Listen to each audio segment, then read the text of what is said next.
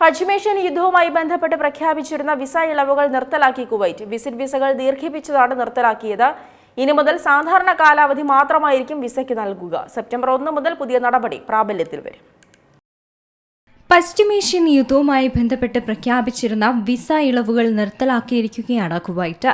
Visit വിസകൾ ദീർഘിപ്പിച്ചതാണ് നിർത്തലാക്കിയത്.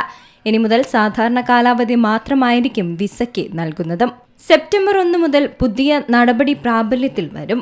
പ്രാദേശിക യുദ്ധകാലത്ത് പ്രഖ്യാപിച്ച സന്ദർശന വിസകൾക്കും ആബ്സെൻസ് പെർമിറ്റുകൾക്കുമുള്ള എല്ലാ കാലാവധിയും സെപ്റ്റംബർ 1 മുതൽ അവസാനിപ്പിക്കുമെന്നും യുദ്ധത്തിനു മുമ്പുള്ള നടപടിക്രമങ്ങളിലേക്ക് മടങ്ങുമെന്നും ആഭ്യന്തര മന്ത്രാലയം അറിയിച്ചു.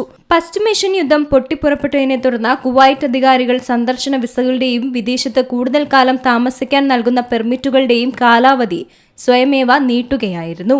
രാജ്യത്തിന് പുറത്ത് തങ്ങാൻ പ്രവാസികൾക്ക് നൽകിയിട്ടുള്ള പ്രത്യേക കാലാവധിയും സെപ്റ്റംബർ 1 അവസാനിക്കുമെന്ന് മന്ത്രാലയം അറിയിച്ചിട്ടുണ്ട്. കുവൈറ്റിൽ നിന്ന് പുറത്തു പോകുന്നവർക്ക് ഓഗസ്റ്റ് 31 വരെ ഈ കാലാവധി സാധുവായിരിക്കുമെന്നും മന്ത്രാലയം വ്യക്തമാക്കിയിട്ടുണ്ട്. ഏകീകൃത സർക്കാർ ഇലക്ട്രോണിക് സേവന ആപ്ലിക്കേഷനായ സഹേൽ വഴി നൽകുന്ന റെസിഡൻസ് പെർമിറ്റ് സർട്ടിഫിക്കറ്റ് ഒരു ആബ്സെൻസ് പെർമിറ്റിന്റെ കാലഹരണ തീയതി നിർണ്ണയിക്കുന്നതിനുള്ള ഔദ്യോഗികവും അംഗീകൃതവുമായ രേഖയാണെന്നും മന്ത്രാലയം വിശദീകരിച്ചിട്ടുണ്ട്. International desk C Malayalam news. ഏറ്റവും പുതിയ വാർത്തകളും വിശേഷങ്ങളും വിരൽത്തുമ്പിലറിയാൻ സി മലയാളം ന്യൂസ് എല്ലാ ഡിജിറ്റൽ പ്ലാറ്റ്ഫോമുകളിലും ലഭ്യം.